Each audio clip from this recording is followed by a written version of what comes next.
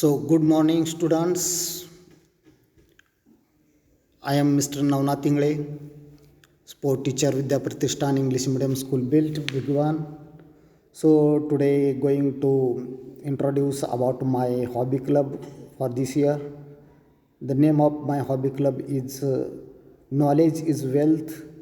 You know, the money power is not a real wealth, but I think knowledge is a real wealth, because जब भी कोई ज्ञानी पुरुष को पूरे विश्व में उसको सम्मानित किया जाता है, ना कि किसी रिचेस्ट पर्सन को।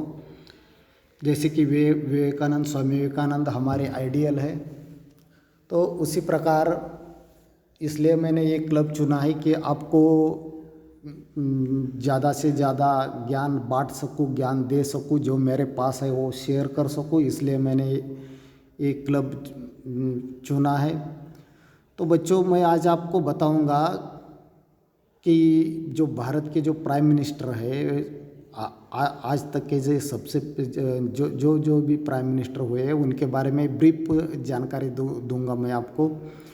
तो ये आपको बेहद ही ज़रूरी और बेहद ही उपयोगी है, क्योंकि आगे आने वाले समय में आपको कॉम्पिटिटिव एग्ज़ाम वगैरह देना है, तो उसके लिए तैयारी करनी है। तो ऐसी और भी कई बहुत सारी दिलचस्प इन्फॉर्मेशन मेरे पास है जो मैं आपको शेयर करूंगा। जैसे कि इसके बाद का जो अगला वीडियो आने वाला है वो है जो इंडिया पे 26/11 में टेररिस्ट अटैक हुआ था, अजमल कसाब, आपको नाम मालूम होगा। उसकी जो पूरी इनसाइड स्टोरी है वो मैं आपको बताऊंगा।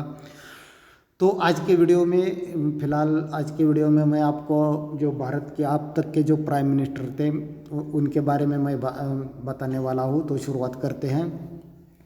तो भारत के जो फर्स्ट प्राइम मिनिस्टर मैं आपको बताऊंगा, जिनका नाम था पंडित जवाहरलाल जी नेहरू। आपको मालूम होगा, ये स्क्रीन पे आपको दिखाई दे रहे हैं पंडित जी नेहरू। जब भारत को आज़ादी मिली तब आपको मालूम होगा 14 अगस्त 1947 को रात के 11 बजे ब्रिटिश का यूनियन जैक नीचे उतारा जाता है और भारतीय तिरंगा लहराया जाता है। और जिसके हाथ से ये तिरंगा लहराया जाता है उस शख्स का नाम था पंडित जवाहरलाल जी नेहरू, जो कि भारत देश के फर्स्ट प्राइम मिनिस्टर थे। तो बच्चों, इनके बारे में और भी दिलचस्प बात यह है कि उनका जो जन्मदिन है बाल दिन के तौर पे 14 नवंबर को मनाते हैं हम। और एक राष्ट्रीय कांग्रेस पार्टी के स्वतंत्र सेनानी, बहुत ही यानी कि लीडर थे हमारे देश के, महात्मा गांधी जी के साथ मिलकर आज़ादी की जंग उन्होंने लड़ी थी। और इनका जो निक नेम था चाचा नेहरू नाम से उनको हम सब लोग जानते थे।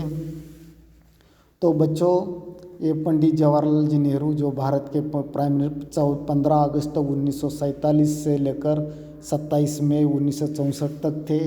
उसके बाद में जो दूसरे प्राइम मिनिस्टर हमको मिले वो थे गुलजारी लाल नंदा, जो कि नेहरू की मौत के बाद में इमरजेंसी में उनको प्राइम मिनिस्टर बनाया था कि 27 मई 1964 से 9 जून 1964, यानी कि सिर्फ और सिर्फ 13-14 दिन के लिए ये प्राइम मिनिस्टर बने थे।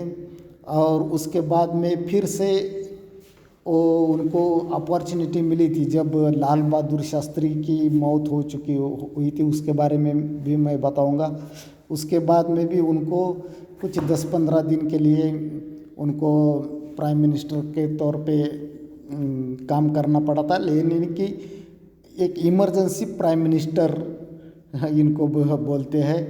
और ये एक स्वच्छ चारित्र्याचा गांधीवादी नेता, यानी कि मराठी में उसको बोलते हैं, उसी टाइप के वे पर्सन थे।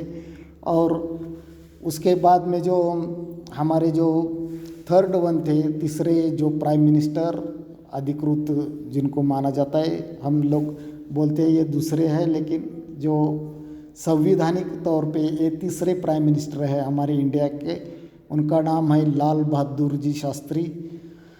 एक किसान का बेटा, जो मेहनत करके पढ़ाई करता है, जिसको बचपन में स्कूल में जाने के लिए एक नदी पार करनी पड़ती है, आपने स्टोरी सुनी होगी। वो पैसे नहीं है उस बोट वाले को देने के लिए, उसके लिए वो खुद डुबकी लगाता है और डुबकी लगाकर नदी पार करके स्कूल में जाता है, पढ़ता है, बड़ा होता है, हमारे देश का प्राइम मिनिस्टर बनता है। ये ऐसा नेता लाल बहादुर शास्त्री जी, जिनको कि चाचा नेहरू के मौत के बाद उनको प्राइम मिनिस्टर की दौर संभाली थी उन्होंने। और उनको जो जैसे कि आपको मालूम होगा, जो हमारे देश में हरित क्रांति, ग्रीन रिवॉल्यूशन की शुरुआत लाल बहादुर शास्त्री जी ने की है। हरित क्रांति की शुरुआत यानी कि हरित क्रांति के क्या मानते हैं उसको बोलते हैं हम हरित क्रांति के फाउंडर, यानी कि उन्होंने ही हरित क्रांति की यानी शुरुआत की है।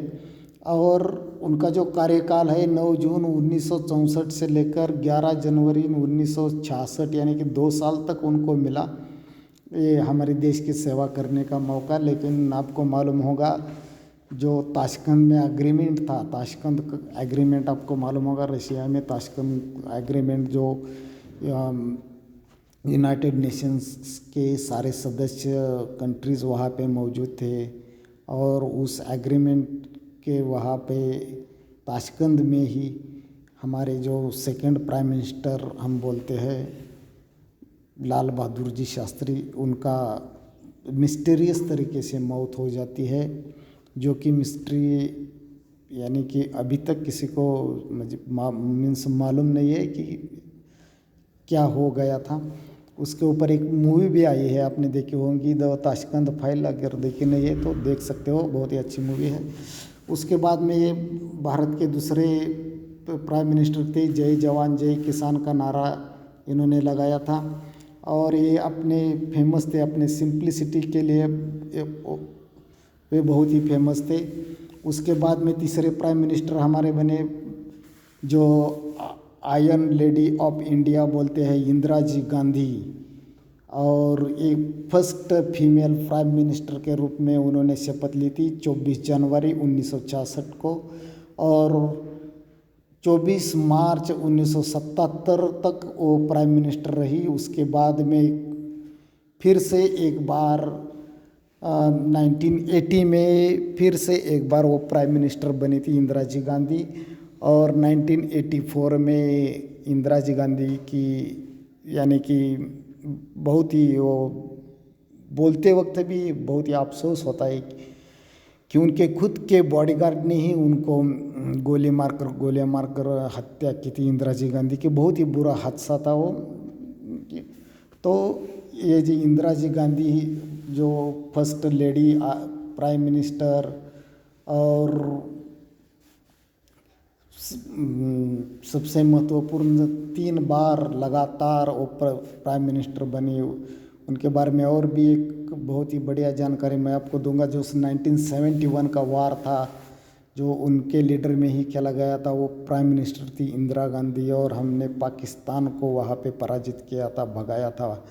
और एक नया देश, एक विश्व में नया देश का निर्माण हुआ था, उसका नाम है बांग्लादेश। यानी कि बांग्लादेश के निर्माण में इंदिरा जी गांधी की बहुत बड़ी भूमिका थी। उसके बाद में 1977 में जो इमरजेंसी यहाँ पे लगाई थी, इमरजेंसी के लिए भी इंदिरा जी गांधी को ही हम बोलते हैं कि दोष देते हैं। तो छोड़ो, लेकिन एक आयरन लेडी जो आधुनिक भारत की एक बहुत ही सशक्त महिला के तौर पे हम इनको जाने जाते हैं। उसके बाद में इंदिरा जी गांधी के बाद मौत के बाद जो उनके बेटे थे राजीव जी गांधी, जो न चाहते हुए भी पॉलिटिक्स में आए थे और पॉलिटिक्स में आकर उन्होंने प्राइम मिनिस्टर बने थे।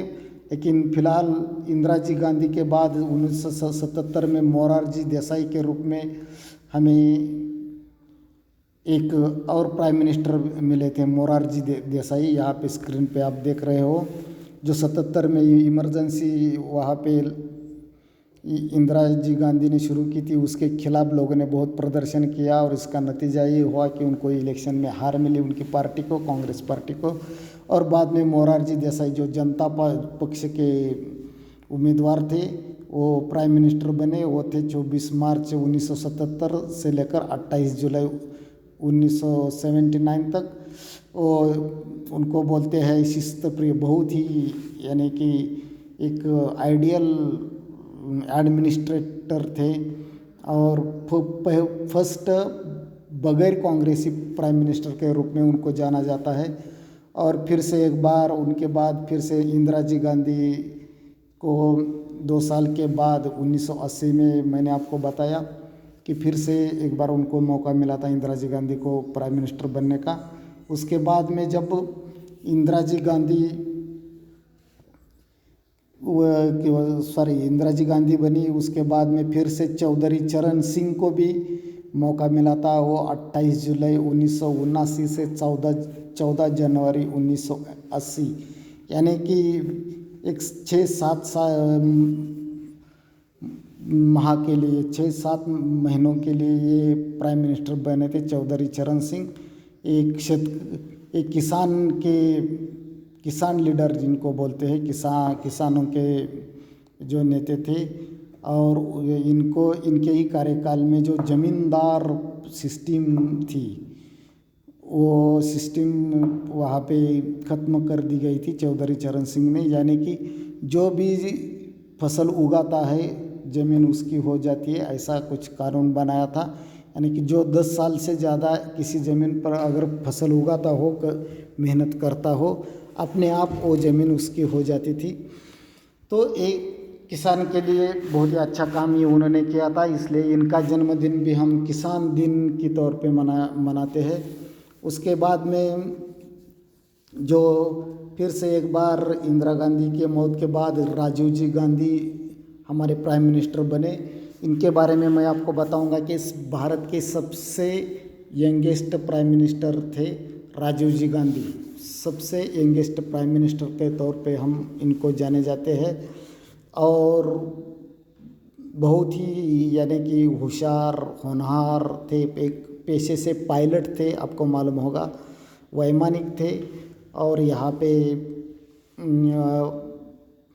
उनके आने के बाद ही इंडिया में यानी कि कंप्यूटर और टेलीकम्युनिकेशन में क्रांति हुई। यानी कि उसको बढ़ावा देने का काम जो राजीव जी गांधी ने किया। बट हमारे देश का दुर्भाग्य ये है कि इनकी भी हत्या एक ह्यूमन बम के द्वारा तमिलनाडु स्टेट में एक रैली के दौरान हुई थी। एक बहुत ही अच्छा लीडर, एक होशियार यंगेस्ट प्राइम मिनिस्टर हमने उस टाइम पे यानी कि 2 दिसंबर 1989 में हमने खोया था। तो इनके बाद जो राजीव गांधी जी का देहांत हो गया, तो उनके बाद में जो पूरे कांग्रेस में, उसके बाद में जो वीपी सिंह जो जनता पक्ष के है, विश्वनाथ प्रताप सिंह, ये इनको प्राइम मिनिस्टर बनाया गया था। उनको 2 दिसंबर 1989 से लेकर 10 नवंबर 1990 तक यानी कि लगभग 1 साल तक वो प्राइम मिनिस्टर थे। इनके बारे में बोला जाता है कि एक फर्स्ट यानी कि दलित जो पिछले वर्ग के जो है फर्स्ट प्राइम मिनिस्टर थे विश्वनाथ प्रताप सिंह। और एक सोशल रिफॉर्मर यानी कि सोशल वर्कर बोलते हैं उसको, रिफॉर्मर बोलेंगे हम। इस टाइप के समाज के प्रति बहुत ही स्नेह रखने वाले वीपी सिंह जाने जाते हैं। और जब वीपी सिंह का कार्यकाल ख़त्म होता है 10 नवंबर 1990 को, तब भारत के प्राइम मिनिस्टर के रूप में आते हैं जो कांग्रेस के समाजवादी जनता पक्ष के चंद्रशेखर सिंह, जो जिनका भी कार्यकाल बहुत ज़्यादा नहीं है। वो है 10 नवंबर 1990 टू 21 जून 1991 यानी कि लगभग 6-7 साल के लिए वो प्राइम मिनिस्टर बने थे। और ये भी एक उनका फैमिली बैकग्राउंड एक किसान के बेटे थे, एक फार्मर के बेटे थे। और उनकी जो स्टूडेंट के जब वो एक स्टूडेंट थे तो वहाँ से ही उनकी पहचान एक फायर ब्रांड नाम से उनको पहचाना जाता था। और एक बहुत ही बढ़िया संसद पटु जिसको बोलते हैं, जो कि यानी कि संसद में जिनका नाम था, जिनके स्पीच सुनने के लिए शायद जो हमारे लोकसभा स्पीकर रहते थे वो भी ईगर रहते थे कि चंद्रशेखर जी का स्पीच, इतना ज्ञानी थे वो। उनके बाद में जब उनको इस्तीफा देना पड़ा 21 जून 1991 को, तब हमारे देश को एक खतरनाक प्राइम मिनिस्टर के रूप में मिले। वो थे PV नरसिम्हा राव, जिनका कार्यकाल मैं आपको बताऊंगा 21 जून 1991 से 16 मई 1996 तक है। जो कि मैं आपको बताऊंगा इनके बारे में। एक ही दिलचस्प चीज़ मैं आपको बताऊंगा कि ये इकलौते प्राइम मिनिस्टर थे कि जिनको 17 डिफरेंट लैंग्वेजेस वो जानते थे, बोलते थे। 17 अलग अलग भाषा वो बोल सकते थे, ऐसे हमारे प्राइम मिनिस्टर थे। उसके बाद में 16 मई 1996 से 1 जून 1996 यानी कि सिर्फ 15 दिन के लिए अटल बिहारी वाजपेयी जी प्राइम मिनिस्टर बने थे। उनके बारे में मैं आपको किस्सा सुनाता हूँ कि उन्होंने शपथ तो ले ली थी प्राइम मिनिस्टर के तौर पे, लेकिन उनको जो उसके बाद में जो हमारे संविधान की ओर से आपको जो है यानी कि बहुमत आपको साबित करना पड़ता है कि मेरे पास इतने ML यानी कि मेंबर ऑफ पार्लियामेंट मेरे पास है, MPs मेरे पास इतने हैं। और जब वो बहुमत यानी कि उस टाइम आया था वहाँ पे, तो केवल एक वोट से अटल बिहारी जी वाजपेयी जी की जो गवर्नमेंट थी वो कोलैप्स हो चुकी थी। तो आप जान सकते हो उसके बाद में जो अटल बिहारी जी की गवर्नमेंट गई, तब उसके बाद HD देवेगौड़ा प्राइम मिनिस्टर के तौर पे आए। वो 1 जून 1996 से 21 अप्रैल 1997 तक यानी कि 1 साल भर के लिए ये भी एक प्राइम मिनिस्टर थे। उसके बाद में कुछ अगले साल के लिए इंद्र कुमार गुजराल जो प्राइम मिनिस्टर थे, इनका बारे में बोलते हैं कि एक स्वतंत्र सेनानी थे, फ्रीडम फाइटर के तौर पे जाने जाते थे। और फिर से एक बार अटल बिहारी जी वाजपेयी ये 19 मार्च 1998 को उनको प्राइम मिनिस्टर के तौर पे सिलेक्ट किया था। और वहाँ से लेकर 22 मई 2004 तक वे हमारे देश के प्राइम मिनिस्टर थे। और उनका पक्ष था यानी कि BJP यानी कि भारतीय जनता पक्ष था, लेकिन वहाँ पे कुछ दूसरे भी पक्ष मिलकर जो NDA यानी कि नेशनल डेमोक्रेटिक अलायंसेस बनाई थी, उसके वे लीडर थे। और इनके कार्यकाल में बहुत ही बढ़िया डिसीजन हुए हैं। आपको मालूम होगा कि भारत ने 1999 में कारगिल वार, जो पाकिस्तान ने आक्रमण किया था कारगिल पे, वो कारगिल वार भारत ने जीता था, पाकिस्तान को वहाँ से भी भगाया था। वहाँ पर एक भूतपूर्व जीत हुई थी। उसके बाद में पोखरण में जो अणुचाचनी जो हुई थी 2 बार, उन्होंने पोखरण में जो हाइड्रोलिक बम की जो ये टेस्टिंग थी वो की थी। उसके बाद में और इनको भारत रत्न भी मिला है। हाल ही में 2014 में भारत रत्न से भी नवाजे जा चुके हैं अटल बिहारी जी वाजपेयी। तो अटल बिहारी वाजपेयी जी के बाद में जो 2004 में सेंट्रल गवर्नमेंट के इलेक्शन हो गए, उसके बाद में जो first Sikh prime minister, first the great economist मैं बोलूँगा, इकोनॉमिस्ट के तौर पे मनमोहन सिंह जी हमको प्राइम मिनिस्टर के तौर पर देखने को मिले। उनका कार्यकाल 22 मई 2004 से लेकर 26 मई 2014 यानी कि 10 साल तक ये हमारे देश के प्राइम मिनिस्टर रहे हैं, यानी कि बहुत ही अच्छे इकोनॉमिस्ट थे। हमारे देश को एक डेवलपिंग कंट्री में आगे बढ़ाने के लिए उनका योगदान बहुत ही महत्वपूर्ण है। और जब ये वो प्राइम मिनिस्टर थे तभी से हमारे देश में जो इकोनॉमिकल जो उदारीकरण रहता है उसकी शुरुआत उन्होंने की थी, यानी कि जो वर्ल्ड इकोनॉमिक्स में हमारी हिस्सेदारी बढ़ाई थी और वर्ल्ड के भी इन्वेस्टमेंट भारत में ज़्यादा से ज़्यादा आने के उनके जो प्लानिंग थे वो कामयाब रह चुके थे।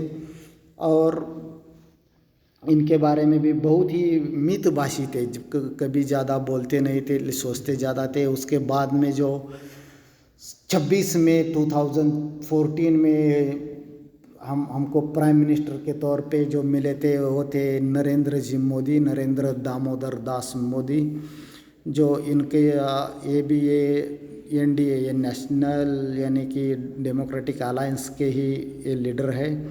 और आपको बता दूं कि इंडिपेंडेंस के बाद ये जिनका जन्म हुआ है, ये पहले प्राइम मिनिस्टर ऐसे हैं जिनका जन्म इंडिपेंडेंस भारत को स्वतंत्रता मिलने के बाद हुआ है।